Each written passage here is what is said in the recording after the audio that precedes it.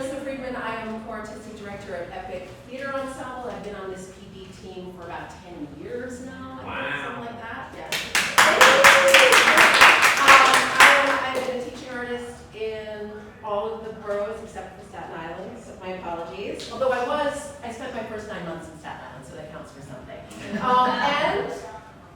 Hi, I'm Anthony Von Merchant. I'm an actor, director, teaching artist, and I work with Epic Theater Ensemble as well as BAM, and I'll be the DOE. And yeah, I've been doing this for a while, question mark.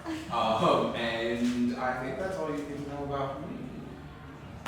I'm Dale Smith. I am a DOE teacher at Dr. Susan S. McKinney Secondary School of the Arts in Fort Greene, Brooklyn. This is my 17th year in the DOE.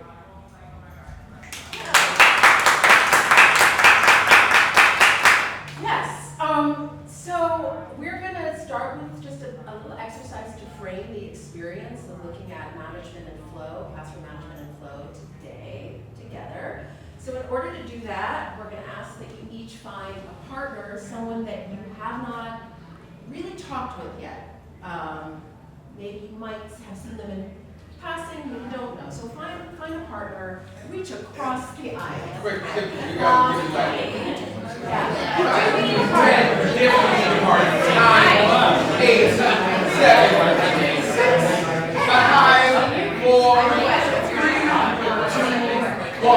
Does everyone have a partner? Yes? Wonderful. All right, and we're back. Great. Awesome. So, in this partnership, you're going to need to both stand up and find one chair that you need in this exercise. One chair. You need one chair. I've got it.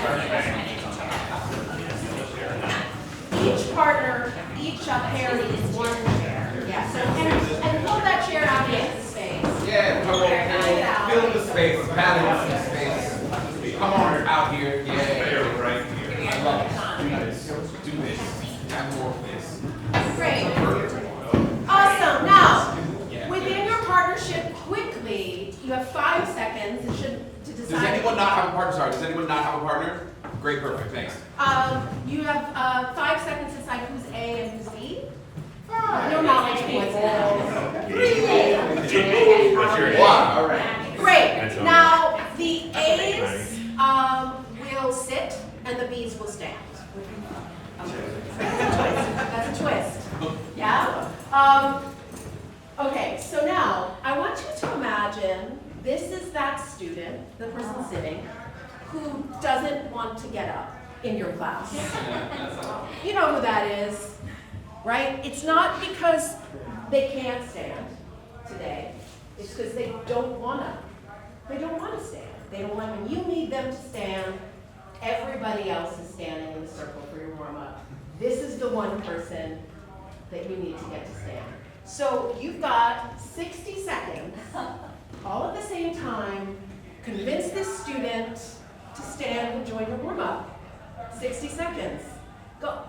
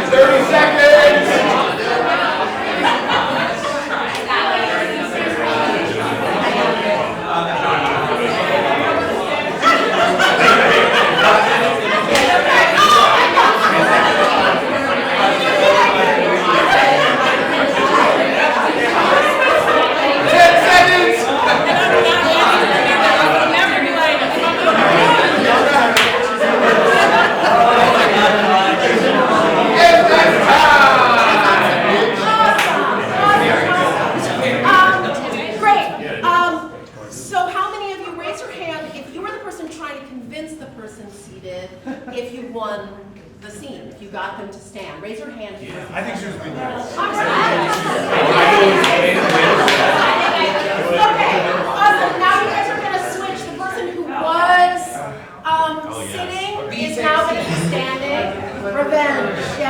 All right, so I want you to think, try to get into the mindset empathetically of, for those of you sitting, like, what is that student, what are they scared, are they feeling just tired, or they just don't feel like it, is it embarrassing, what is the thing that is stopping them from participating?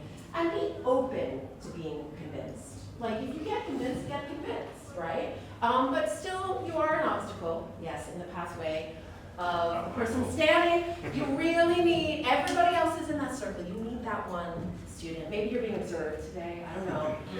Give it a little stakes. And you really need them to stand. You've got 45 seconds on the timer, go.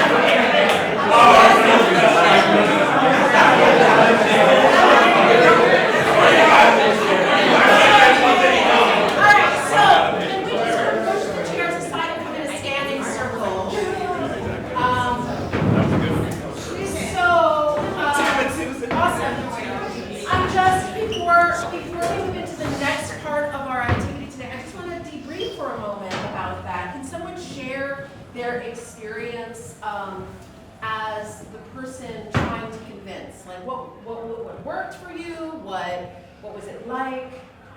Did it feel true to what you experienced in the classroom? Yes. Yeah, definitely. Yeah. I would have to see why they're not participating, and then I would like try to negotiate. Okay, if you do this now, maybe I'll like take it easy on you later. But this is do this right now. To negotiate, Yeah. right? So did anyone else kind of have a negotiation, right? Like, if you do this, then, okay? Yeah, and I try to listen to the concerns, what the student had and address them. In terms of it being real, it's probably a lot nicer here. Yeah. Okay, we're being I don't know real. Kevin well enough to. Exactly. Did anyone else have a different kind of tactic that they used? Yeah? And resort to begging and desperation and being overly enthusiastic. Okay. Yeah. Great. Awesome. I Yeah. think bribery. Yeah. I'm not gonna lie. Like, if you're being observed, I was like, honestly, I'll give you like 2 extra points on your participation, or you can pick a chocolate from my prize box. Even though I teach high school, they still like that. You know, and sometimes the student will do it if you're, I guess, nice enough or like, please. Well, the threat, then you have to go to the nurse. I did like, say. if you think you're sick, then you must Then go you to the can go to nurse. the So I had to get up anyway. So that was true. So you're getting up to go to the nurse. Yeah. So that's a little hack, right? I wrote that, I checked the temperature of the space and he was feeling like, I don't know, but I can sense that I could probably get him to do something else. So I was like, well, bring the group to you. That was a choice. And he's like, oh my God! So that's one choice, or you can stay under the group. Like, that's another one. And he didn't make a decision yet because it was time to run out. But I thought that was an interesting way. I had no idea what I was going to say. I was just kind of going with being present. Right. Now, for those of you who were the student, you all had the experience of being the student. Did you gain any insight from that experience? I appreciate it. I'll be honest, I would normally go immediately to calling the parent. I'll say the parent's gonna come up, today. I say it like it's gonna happen. Empty threats, they're like a theater teacher's best friend. But there was a trajectory that was used. It was like, we'll try this, we'll talk about it, and then, okay, honestly, I'm gonna have to call your parent. I appreciated a few steps before we got there. Yeah. That did not just go in straight Exactly. there. That's what I'm going with. Yeah. Just one more that dawned on me. Sometimes I'll say like, well, you could do a written reflection instead, and then usually they'll want it. If we threaten me writing, Right. in a nice way, like, well, can we write something? Yeah. Pick it up. So can I just name some of the things that I'm just oddly aware of how close the camera is to my face. Just name some of the things that I heard, but I heard to negotiate, to threaten, to bribe, and actually we don't have this on the list, but I actually think I heard to cajole is what I heard. So I just want to name those as like things that were used, right? Yeah. Cool. Did anyone, sorry, one more question. Did anyone find themselves, those were all tactics, spoilers. Did anyone find themselves switching tactics? Yeah. Yeah? Okay, cool. When did you switch a tactic? Well, I found that just trying to even use a little humor, like if I can lower the defense so the person can smile sometimes, and it's worked for me in the past where they're really animated about, I can't do this, I don't want to do it, then you just try to, crack them in that way, and say, okay, all right, come on now, let's try it. Even when it was like a soft thing, like now, I won't have to call you parents, I won't have to voice came to school, okay, now let's go. But I softened it in a way to make it funny. Yeah, absolutely. Humor. Yeah, 100%. Did anyone find themselves being like, yo, this thing isn't working, like my threat is not working, now I'm going to try something else? Always. Yeah. Yeah, tell me about it. I mean, if the answer is just, I don't wanna, yeah, you're gonna try 1,000 different angles to figure out what they do want, to try and like help identify their objective and overcome some obstacles. Right, and also I think that this idea of like, are you escalating the tactic?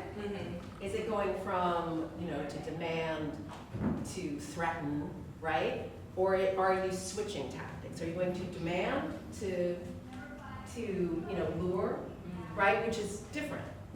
And so trying to establish when are those moments of the switch versus the escalating. So that's going to be a little bit of a framework for what we do today. We're going to switch gears a bit. I'm handing the baton over to you. Yes. All right. If you have your own pen, we don't quite have enough pens for everybody, but if you don't have a pen with you, there are a few up here that we can share. Take a couple of sticky notes.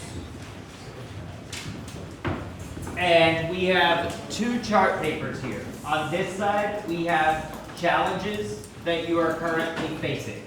And we're letting you do it on the sticky notes so that no one has to watch you write it. You can covertly come up and put it up there. But be honest.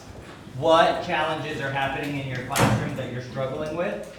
And vision for your classroom. What would a great day in your classroom look like? So take a couple, pass to somebody. Okay, pass back that way. And you're welcome if you're feeling the need to write directly on the sticky, you can.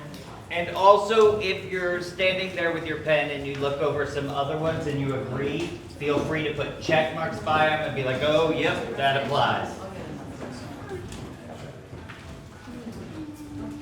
But a challenge and a vision. We'll give everybody about 3 minutes to do that. Do you need some?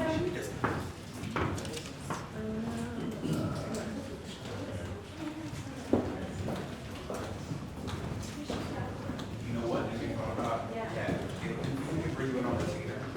We can bring you on retainer for a box. It's just one weak spot that you can.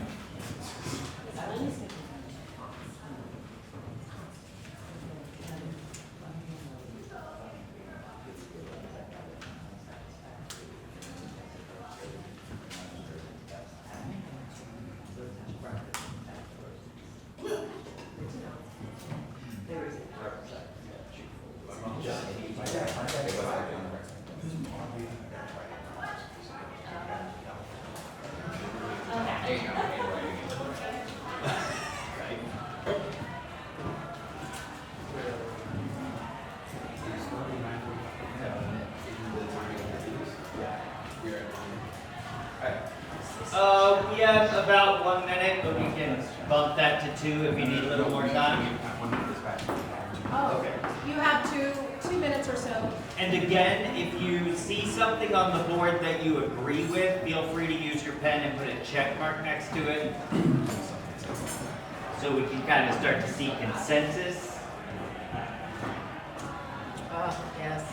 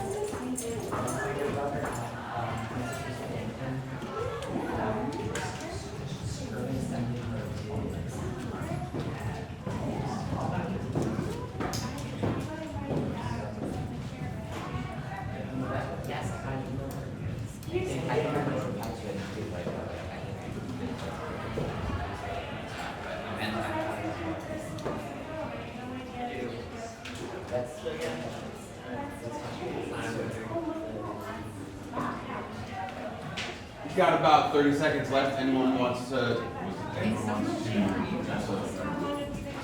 Final time.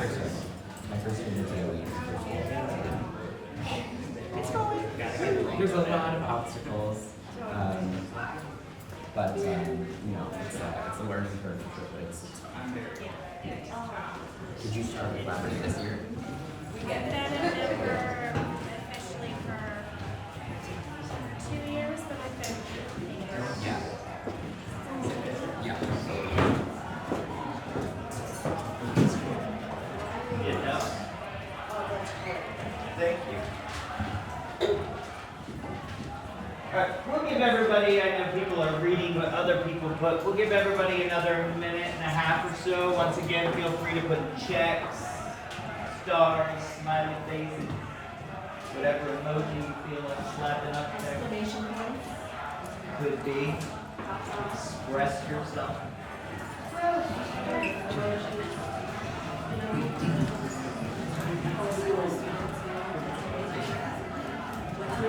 Oh, and then you'll I don't see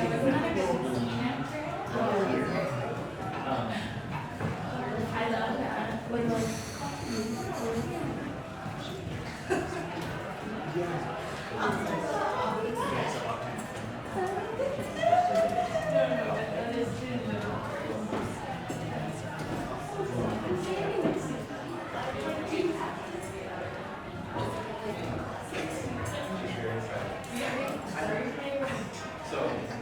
Alright, we're gonna give everybody about 30 more seconds.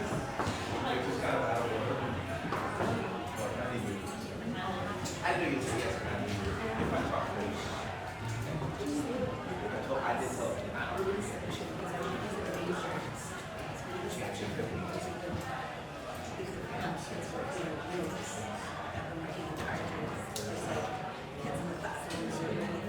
And then someone has or you which I always go back and forth about whether or not I want to bring some 1 to 9 out of 10. Alright, if we can have everybody find your way back toward a chair or a floor or wherever it is you're sitting.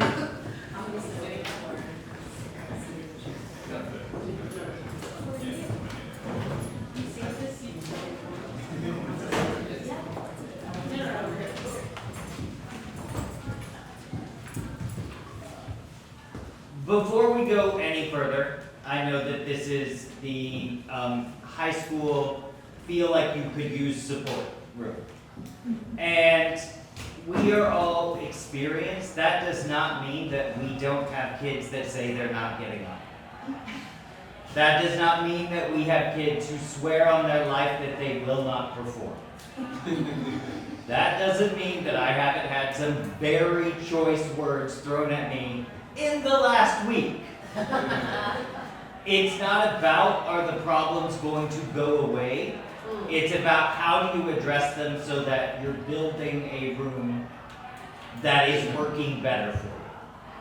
There are anywhere from 7 to 35 individual human beings with their own agenda in that room. It is never going to be perfect. But there are rooms that work, and there are rooms that really struggle. So that's what we framed here. There are big challenges. They are real challenges. I've been teaching, as I said, 17 years in the DOE, but I just switched back to a school I was at for 10 years. But I've been gone from that school for 5 years. I know the staff. The kids don't know me at all. I'm having to re-establish any kind of credibility in the building to a bunch of people who are like, I've never heard of you. Because all those students I taught for 10 years, they're out doing great things. So I'm right there with you. So we're looking today at skills and tactics that you can use to help you get even halfway from stage left to stage right. Just so that you don't feel like you sometimes walk into your classroom with a sense of dread. Because no one should have to do that. And let's be honest, we have all at least had a class here and there that we just walk in and say, just get through the period. Because my sophomores are coming in later. It's okay. But we've all been there, so please, there is nothing shameful about being in this room. If we could start, Anthony, can you just give us some of the ones that, it's like the 5 biggest hits up there. It's very, very easy. People not wanting to participate, which connects to keeping students mentally or physically engaged. But it's all about side conversations, participation, no interest in theater, procrastination, participation, and dealing with that student. Another thing that I definitely want to put out there, I don't think this happens in dance or like vocal music. We get a bunch of students that have to take the arts that the reason they choose us is because they don't sing, they don't dance, they don't draw. So we don't have a classroom full of people that are like, yes, let me put on my leotard. We have like 5 or 6 of those and we love them, and a lot of people who are just like, why I gotta be in here?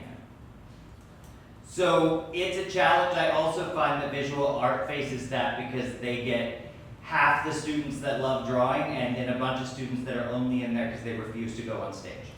So it's like, how do you get those kids to still achieve what they need to achieve in at least a moderately meaningful way so that they can then get what they need for the credits to go on? So that's definitely a specific challenge with theater teaching. And then let's talk about vision. So there's an engagement, excitement, collaboration. Students are excited to be heard and willing to explore. There is a sense of leadership amongst the students, creativity, warmth, and an attention, and a lot of laughter and respect, a sense of routine. A sense where you're not completely controlling everything all the time, right? All right, great. So we are now going to move into a few different activities that start to look at how do we get from here toward here. So kind of returning to the idea of these tactics that sometimes we think, if we go back to the vocabulary of being a theater teacher, teaching theater, teaching acting in particular, thinking about tactics as what's underneath what you're saying versus the text, right? You can say, can you please stand in a lot of ways. There can be subtext underneath what you're saying when you're saying please stand, or if you're negotiating with a student, that can be the text, but underneath it can be something else. I have a certain array of tactics that are my go-to tactics, when I was first starting to teach, I had an observation where the person was like, try a different set of tactics, and it was very paradigm shifting for me. It really changed my practice. And so I want to offer a full list of tactics to everyone that you can use with your students as actors, but also thinking about like, what are the ones that are familiar to me, and what are the ones that are less familiar. So again, a chance to practice those things. I took off a couple ones that are normally on this list for actors, like to seduce, because I think that's just not going to be one of the ones that's going to seduce. Although, you know, you can think of it as sort of an asexual way. So we're going to look at these tactics together in an active way. So the way we're going to do it is we're going to come stand in a circle. Please, begging you. Thank you, everyone. Stand in the circle. Oh, your legs hurt? Oh, okay, so, awesome. And we're just gonna experience these tactics, and what we're gonna do is, I'm going to say the first tactic, but I'm going to use the verb on that tactic. That makes sense. So when I say to accuse, I'm going to accuse, right? And those are my only words that I get. We're gonna go down the line, right? And as we're doing this, I want you to just note, like, what's familiar to me, what's less familiar, what do I tend to do? What's your wheelhouse? What's your wheelhouse? Okay. I did this with a group of students the other day, and they started counting. And don't worry, just let it come to you, okay? To accuse.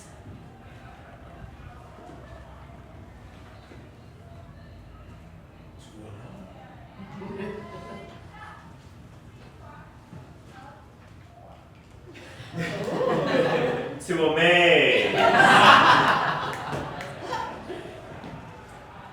To amuse.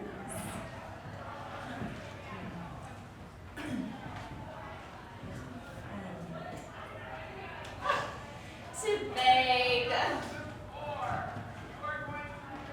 To belittle. To blame. To boss.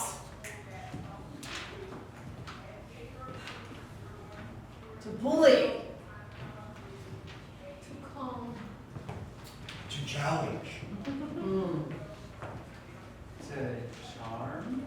To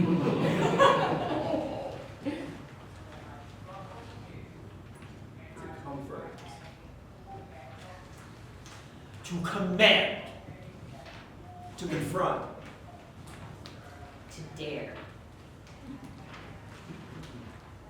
To dazzle. And this one actually is to deify, which is to make feel like a god, right? And like just like put them on the pedestal. Can you try that again with to deify? Yeah. To deify. To demand. To destroy. To distract.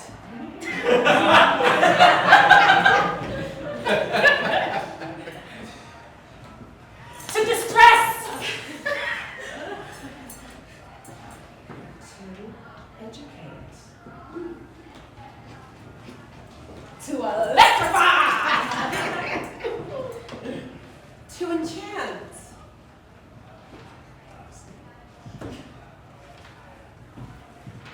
To energize. To enliven. To entertain. Yeah. To excite. To flatter. To fluster. To rain. It works.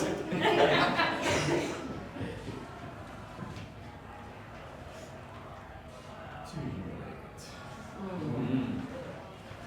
To hurry. To hypnotize. To impress.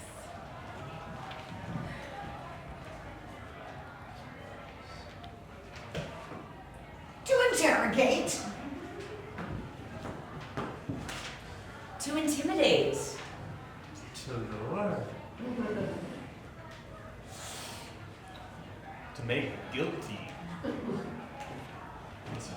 Mesmerize. To mock.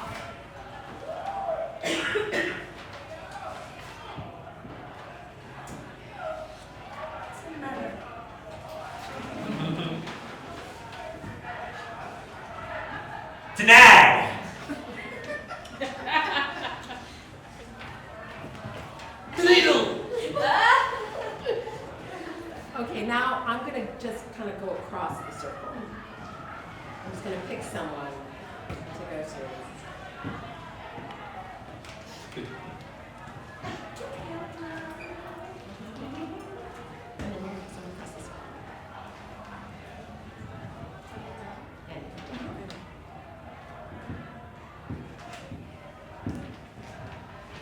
Titanic! And then you take their spot. To Hester.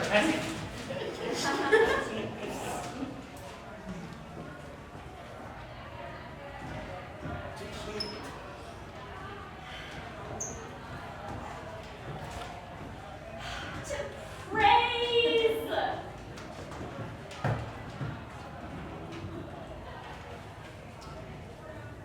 To ridicule.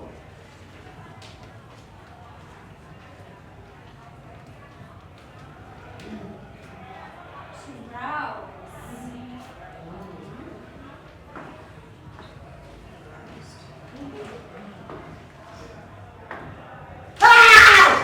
To scare.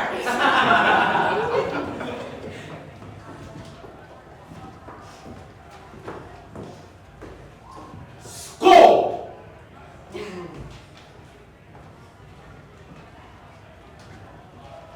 Shock!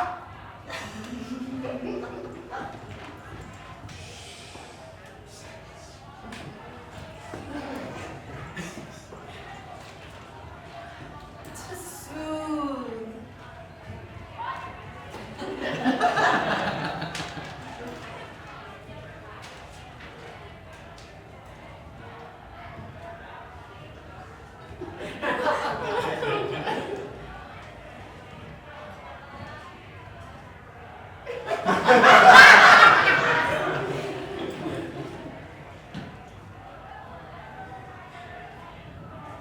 To startle!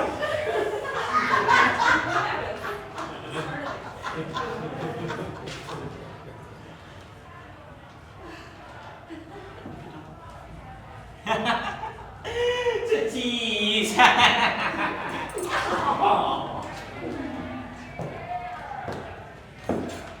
To silence.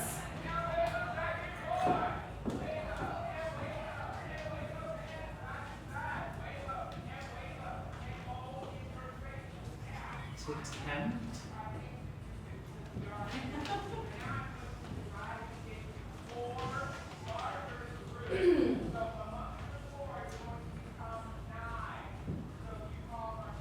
To test.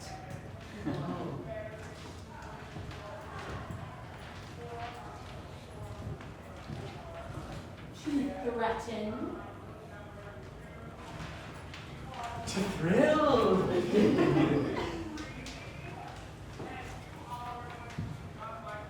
To warn. It was not bad. To welcome.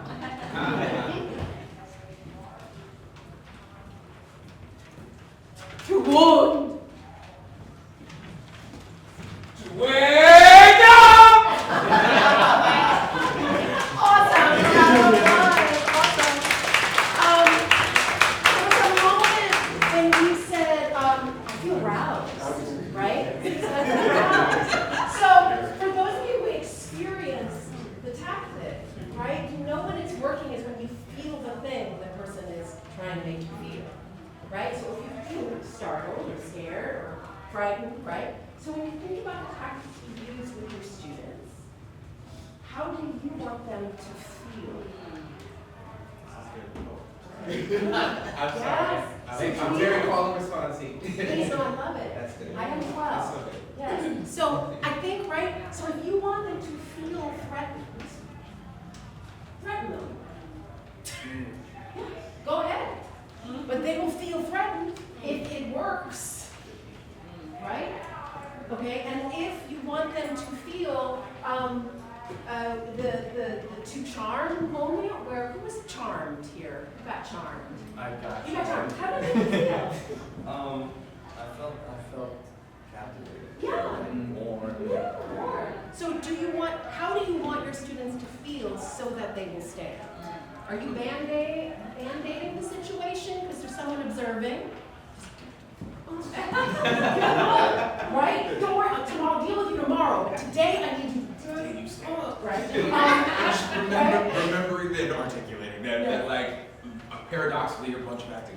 right? Paradoxically, like, you're always about, what you want is always about the other person and how you want them to feel, right? It's this weird thing, like, but the acting, you're no one if you're alone on stage talking to no one, right? Right. But then either if you're alone on stage, you talk to the audience is your partner, you need something from them. The same thing with when you're trying to affect change in this other person. Even though you want them to stand, you need to affect change in them for them to give you the thing that you want. Yes? Henry? Yes, yeah, and you're thinking about your super objective is that vision. So if you want a welcoming, student-led room, you want your student to come stand in the circle because they got told that they have to, and they have no choice, right? So thinking about what is it that you want, how is that, even if you don't succeed that day, you're like, well, that tactic is in line with what I want, the vision for my room. That student, I lost that scene, I lost it. And there have been days, and I've been teaching for over 30 years. And there are days still today, well, not today, hopefully not today. But there are days when I don't get that student to stand. There's days. My last class, I had a student do push-ups for half the class. Literally like that. That was last week. And it was just like, Yeah. I was like, oh, okay, that's what we're doing. There's one student who was like, I'm gonna do push-ups in the corner. And you're like, okay. I did not win that day. Right. But thinking about what is it that you want them to feel. So we want you to have a chance to workshop some of these that maybe, are any of these unfamiliar? Like, I haven't really tried to hypnotize. I actually really like mesmerize and hypnotize as a particular until you were people to stand. But if there are ones on here that you're like, well, that felt good to receive that. I want to try this one. We're going to give you the opportunity just to play. Same game you did before. So come stand by your partner for that game now, and let's sort of find your way back in the circle. The partner, come stand with your partner. With the partner. What in the circle? But in the circle. But in the circle. Okay. Now, all right. Now, you're just going to link arms with your partner, and you're going to partner up with another partner, if that makes sense. Like, so you're going to link two. Pair with another pair. Pair with another pair. Yeah. Sure. Yeah. And now, I'm going to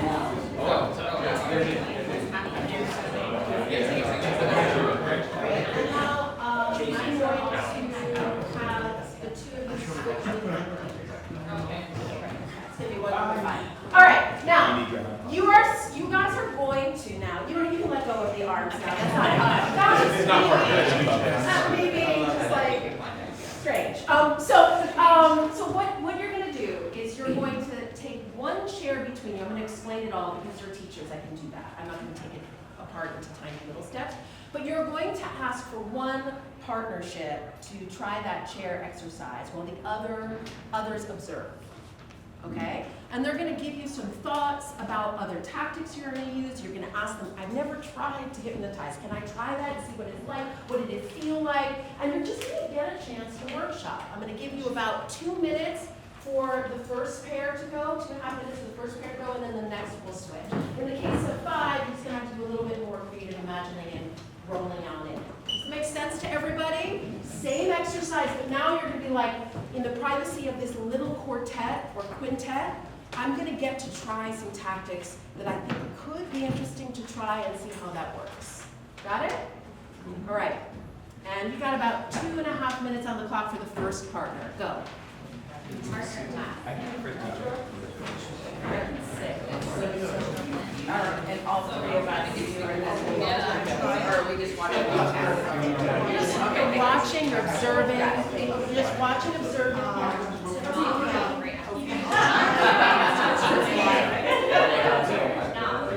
What do you guys think to me?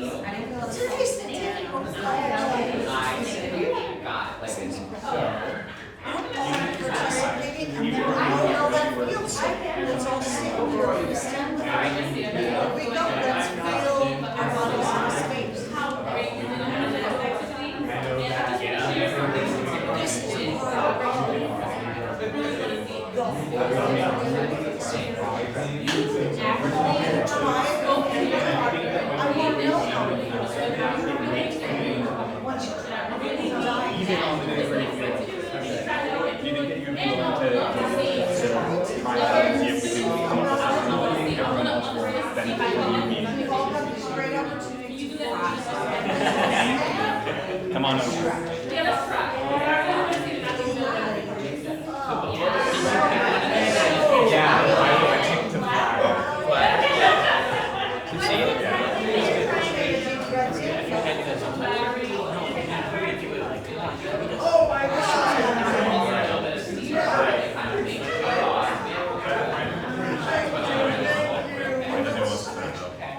Then from there you start comforting.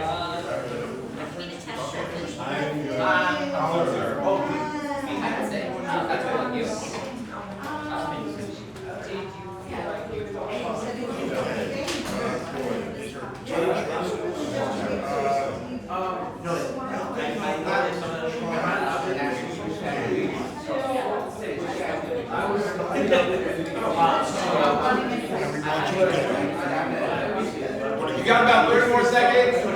Do you want me to get up when you need? Join the class. Hey, listen, none of these people are they just all say that, yeah, there's no way. So, what do you think about that? That's something that I know. And that's time.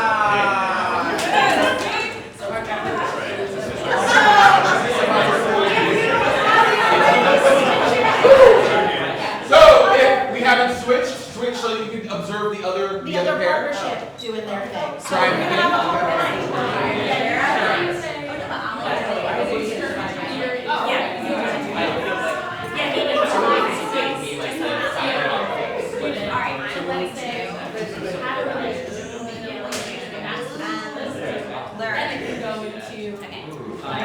Alright guys, let's go.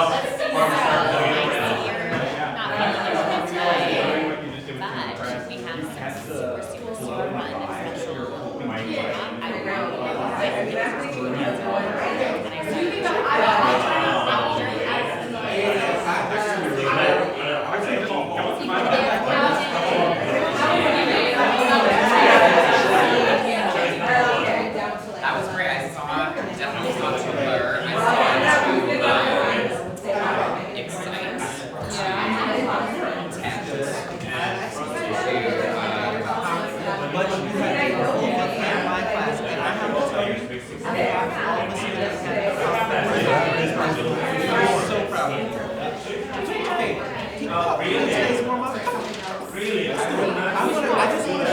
You can do whichever person you want. I just want to show you. Come on, let's do it. All right. So, and you know, this time that was more like what I had for the past. Now that I'm on but since we're giving you the studies of your right, so I don't know how to spend my time as follows.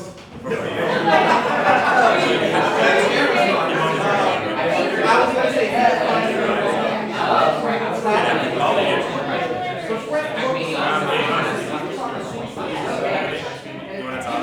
you got 30 seconds.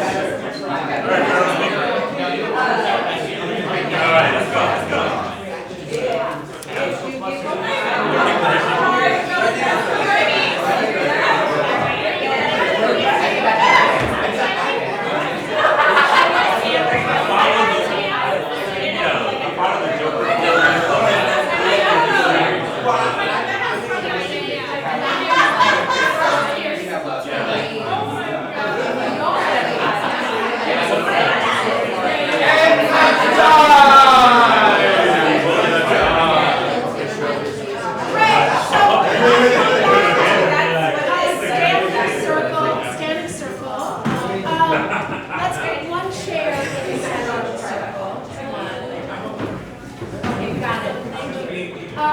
All right, so again, keeping in mind, how does the test of the tactic is how does the person feel, right?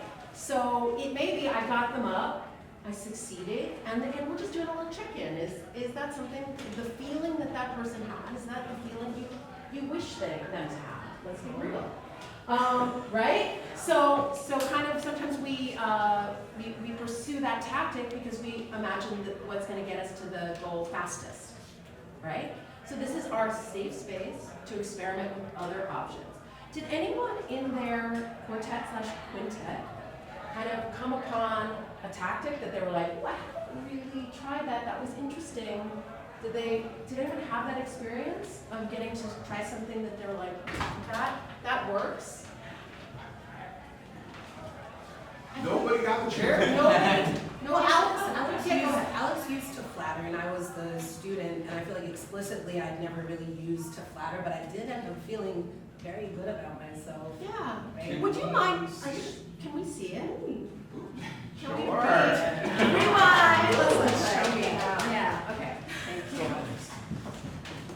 All right, let's do All right, so we're all your class in a circle ready for our warm-up. You imagine this is a little bit more off stage. Thank you all for being ready in your class. Hey, Jasmine, we're all in circle for warm up. Can you tell me a little bit why you're still sitting down? I don't want to do it. Why don't you want to do it today? I just don't want. I don't feel like it. What type of feeling is that? I'm tired, and this is stupid. Okay, so today you feel like you're tired and this is stupid, but here's what I know. Whenever you get in the circle, you have one of the strongest voices. You always project what you say, and when I ask questions or like ask for a suggestion, you always have an idea that no one would be expecting, and it turns into something really cool. So you might be tired, and it might feel stupid today, but could you come to the center and help us? Because I think whatever you come up with on a tired, stupid day would still be something that really helps us. Oh! That made me feel good. I know, I felt like I wanted to go. I'll go. Somebody else. Okay. Let's talk about that for a second. How are you responding to that? What do you feel when you see that? Oh, it's really lovely. As the teacher, I feel like, how do I actually apply that to some of my students? Like, I do apply it frequently to many of my students, but the hardest of the hard. Well, this isn't applicable to every student because you don't want to lie to a student. I believe Alex when he said that was true of that student. That must be true because I believed it, right? Even though this is a fictional student, I just was like, but it's true of you, Erica. So, but like you bring something to the room, you bring something to the room. So just trying to think about like what in that particular tactic case, it's important for it to be true. And I think it also, it depends on the student, it depends on the day, because each student is different, comes in with a different mood. So with one student, I could be like, Troy, you have 2.2 seconds to get in a circle, and then that's it, right? Right. And I think with our group, we discovered that in one sitting, it's good to use more than one tactic as you're going along. One tactic probably won't work, but like if you welcome and then flatter, in time, hopefully less than a minute, you'll get them up. I thought that was lovely. Sometimes you don't have time for all of that. And depending on the student, I think you'll know, right? Maybe you could lose the rest of the circle if you spend 2 minutes. On the flip side, Right? I would answer if you, obviously not in the first couple of days, but if you have created a classroom in which the circle takes care of itself, because the students have started taking leadership, then you have time. Because it's not like you're leaving the room. You just turn and you're like, Anthony, can you please lead the warm-up? Copy. And then I step over so if you get to the place that the kids are working autonomously, then you have more time to do that. But I also absolutely hear what you're saying. We certainly don't have 2.5 minutes necessarily to refocus the class, or we've lost a third of them.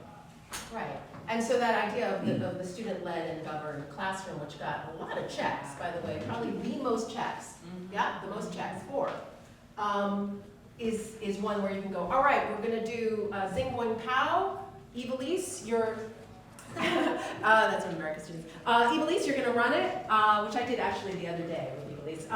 And you're gonna run this while I finish the thing I'm doing, all right? And so Evilise is running that, and then you're able to go, hey, so what's going on? you know?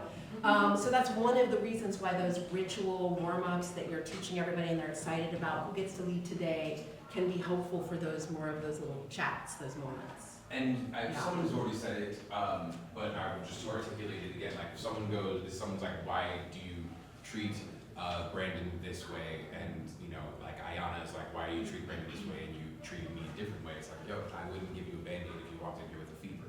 Like people need different things, and that's what I'm speaking to. You know, like maybe Ayana's grade motivated, so I'm like, yeah, I'm gonna hit you with, why would you get a 0 today when all I'm asking you to do is play a game?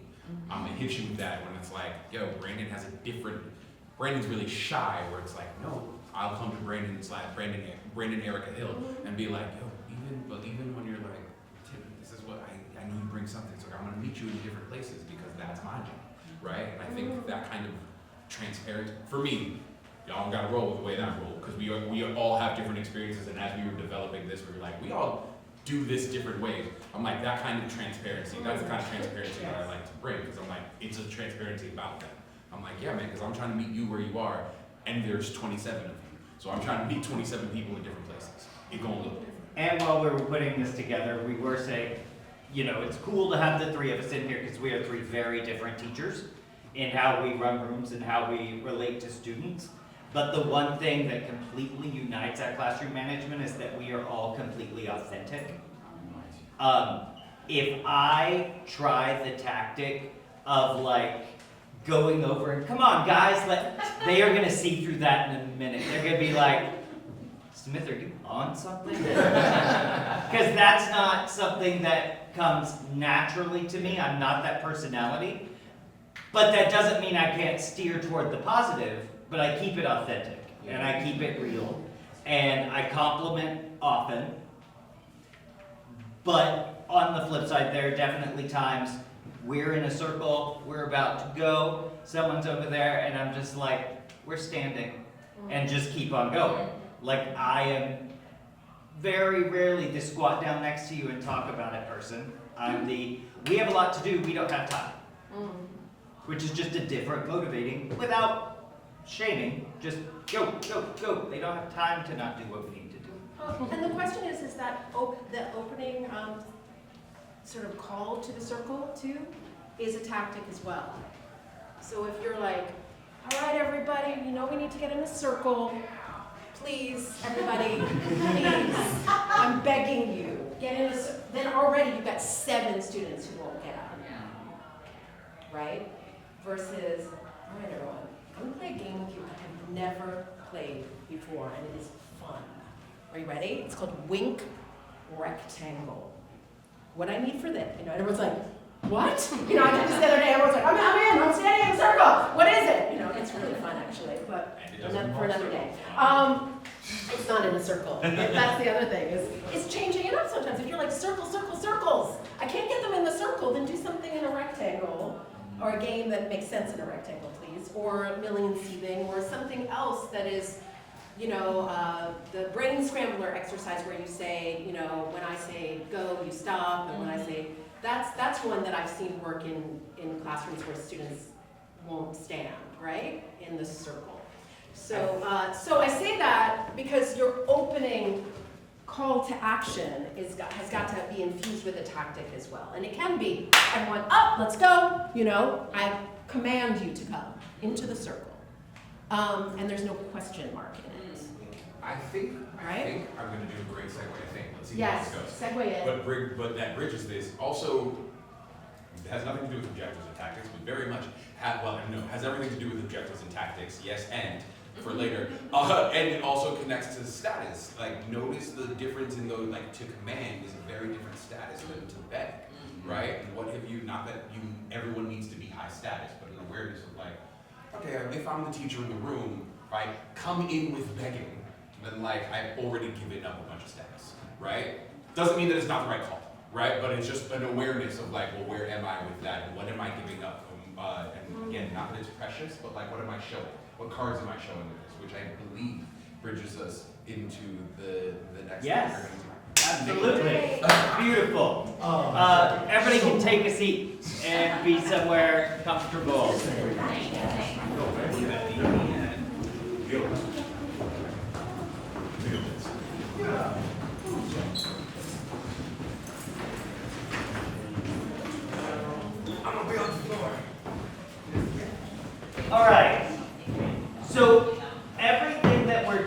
talking about is great and wonderful and so helpful if you have gotten it in the 4th week of August. But we're in the 1st week of November. So now you face, if you're having a classroom, and keep in mind, this doesn't mean your classroom's bad. If you have a class that is just difficult, you now face the additional challenge of shifting the tone. You may have, you may want to just look at them and be like, but my juniors did this. But that doesn't change the fact that your freshmen are not working with you.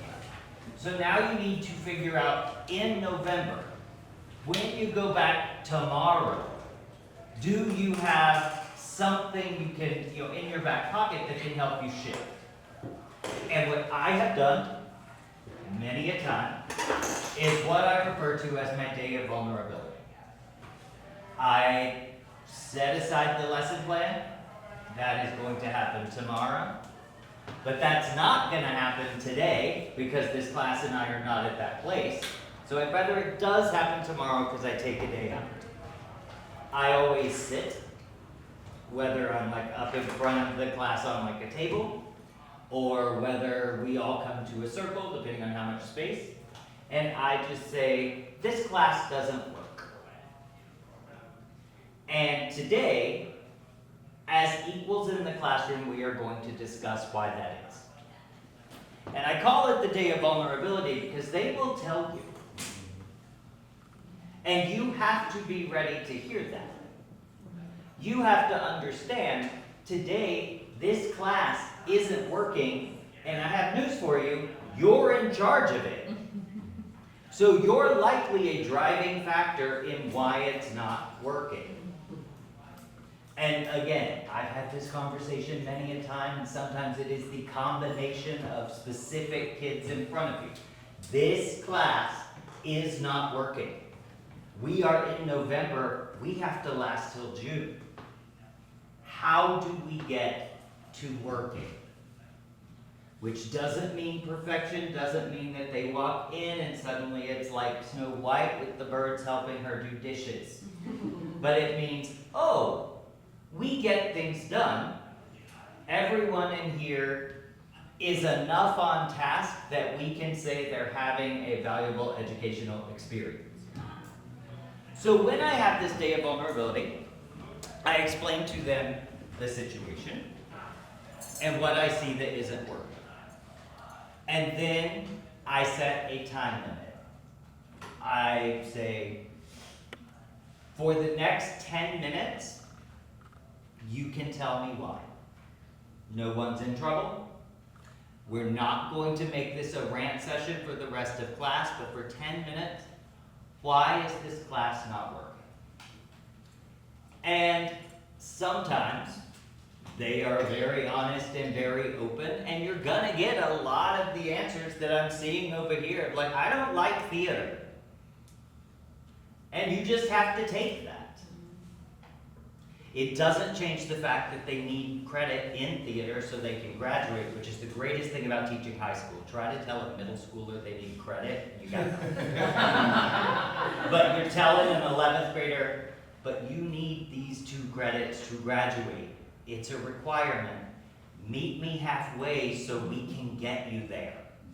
I am big on bargaining, but not bargaining of like, oh, and then you don't have to do this later. It's the big picture. And it's like, if you get to here, I'm not saying you're getting a 98 in my class, but we can get you those credits you need. Work with me. So you take that 10 minutes. And then, much like what's over here, we say, we need to create an agreement that is going to allow us to get through the rest of the year successfully. We need to come up with what we can agree to as a class.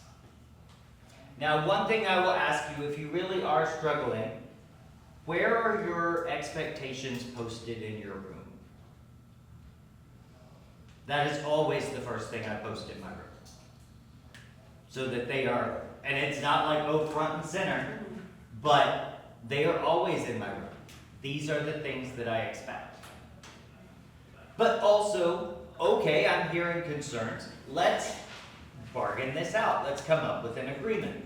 So, I would get a piece of chart paper, and at the top of it, I have my non-negotiables. In my classroom, everyone must perform. I make it clear to them that that doesn't mean that I'm going to make them perform in front of the whole school. But they are going to perform in class, because you know what happens in art class if you don't draw, in dance class if you don't dance, in vocal class if you don't sing. That's what happens in theater class if you don't perform. It is not our responsibility to take so much care of them that they don't have to do the work. And we can say, yes, when we get to the final production, you can absolutely be in charge of props. But not while we're doing scene work in class. You don't get to. And Dale, I would say, like, because theater is tricky, there are multiple roles you can play in theater. Designer, stage manager, sometimes we want to negotiate our way out of performance, but in an acting class, maybe acting.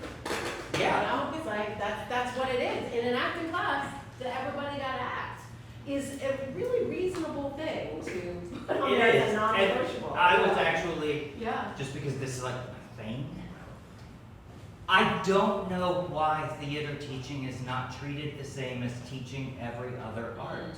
The visual arts teacher in my building is not in there for their self-esteem. She's in there to teach them how to be better visual artists. And when they become better visual artists and they compare their work last year to this year, you know what? Their self-esteem improves. The dance teacher does not walk in, especially our dance teacher, does not walk in and say, how's everybody feeling today? All right, can we just come to sit? She's like, you have 30 seconds to be out here, ladies. And they're out there and they start warming up and they do their dance. Quit thinking of your job as being their counselor. Be their theater teacher. Teach them skills that we need in theater. That's my rant. Sorry. I have feelings. I have feelings about what Viola Spolin did to my particular career.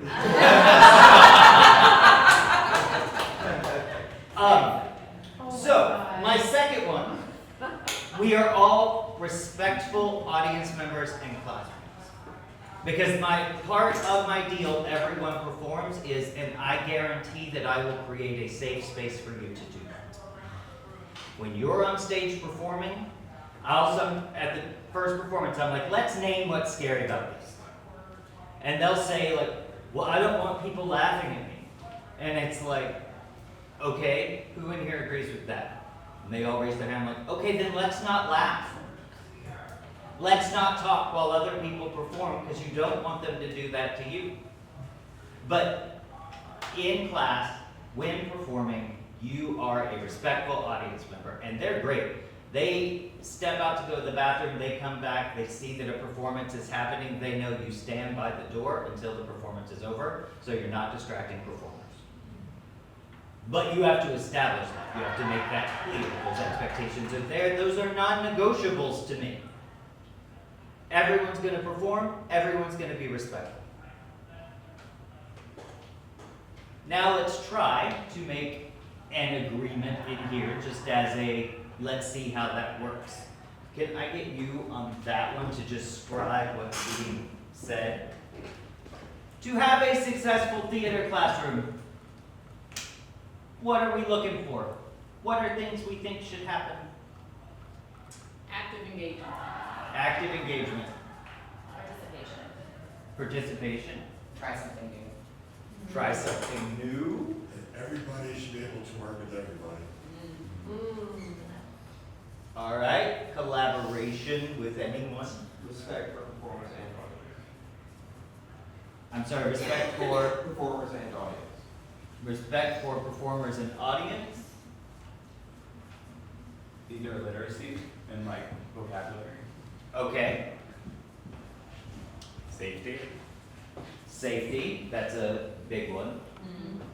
I do, in my agreement, always talk about that we can't just say, keep your hands and feet to yourself, because it's theater and sometimes we do touch each other, but I do point out everyone has a different relationship to touch, and you should never touch anyone in a way that they are not comfortable with. Because, you know, I'm one of those people, you can hug me when you've done really well on a show or you're graduating, but I do not need hugs because it's Tuesday. Like, I don't need that, and it's going to make me feel uncomfortable. Other things.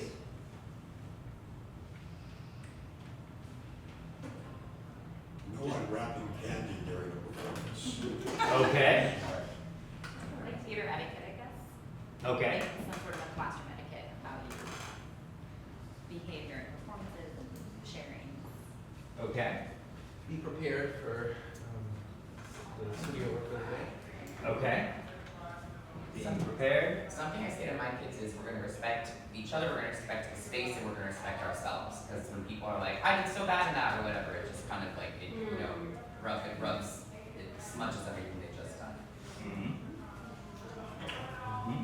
I'm thinking maybe take yourself seriously, which I've never thought of, because I don't think I think they're too scared to do that, and, you know, they want to, and maybe I could invite them to do that. Growth mindset. Okay.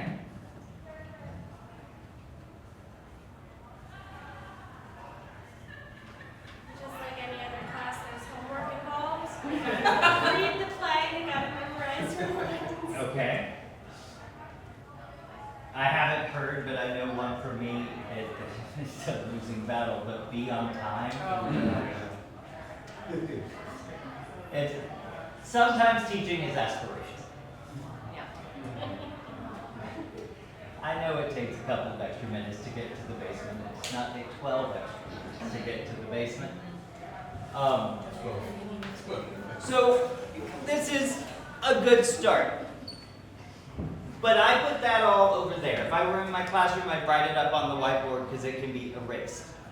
Because this is all the things we want to see, but this is way too much for us to remember as guidelines of how we're going to work together. So what we want to do now is synthesize. Because active engagement and participation to me are very much the same thing. Right? Because I don't think that by being in the room you're participating. Participation is active engagement. What else up there is participation? Doing your work, being prepared, being on time. Maybe. I would definitely say doing your work is one. For me, I would put the on time and prepared as being a different category, but those two are linked. So what I would say is I would look at all this and I'd say, so we have all these things that to me come down to participation in the room. How might I word that? What is a general guideline we can all agree to that participation happens in this room? We will participate positively and productively. Anyone have an issue with that?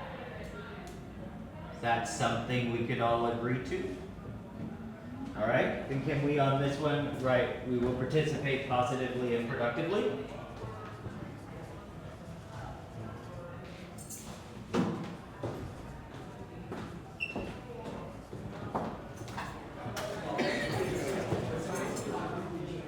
I think we are just about out of time. So, what I'm gonna say here is I would go through this list and we would find no more than 4 agreement points.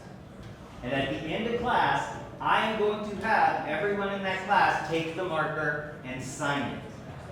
And I am going to put it on the wall in my room where I can refer to it. And this agreement only applies to the class that made it. So I may have a couple of months that I have 5 different agreements up on the wall. But I can point out what's up there, I can refer to it, and we have agreed to it. But then you have to consistently and fairly enforce it. And if you don't already have it, one way to say the reason we're doing it in November is partly because you start to experience what it means to be standing and doing the work, and now we can come with a sense of expertise. We know what this class is like. What are the agreements to make us go to that next level if you're not having a day of vulnerability? If it's a class that's fairly functioning, but you would use a revised agreement or a brand new agreement, right? So you don't have to be like, oops, I forgot to do that at the beginning of the year. You can really come from a good And the place. last thing I would say is also address any moments of lapse from the good kids. Because if there's that kid and you're constantly like, Tyler, do this, Tyler, do that, Tyler, do this, but you never call on Deja because she's clearly just having a bad day. That's not fair. If Tyler's head is down and you call him on it, you gotta call Deja as well. Even if it's just one day in the last 3 weeks, you just, Deja, we need heads up, please. And keep going. But they know if you're not equally enforcing the expectation. Thank you so much. Thank you.